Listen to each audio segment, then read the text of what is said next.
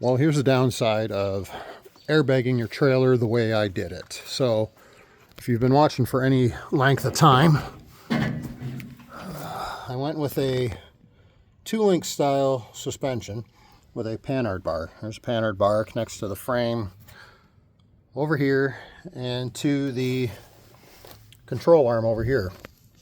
Now this broke last year on Dragway Rush, and it ended up breaking again. And I got looking, and all four of these were cracked. There's just a ton of stress on these, and these links, they're 3/16 tube, 3/16 2x2 tube, but where I've connected them to the frame,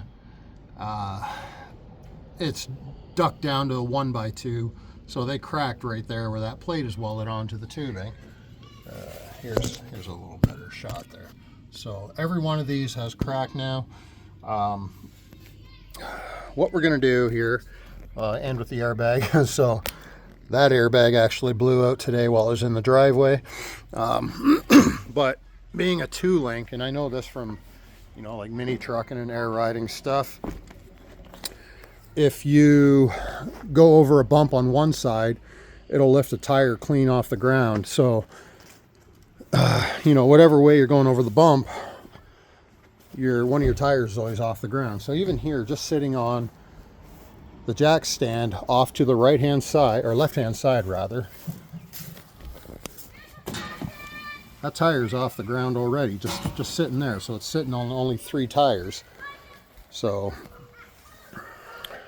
I brought my daughter's boyfriend's Volkswagen home on the trailer and aired it out, let it off there, and it didn't break on the road.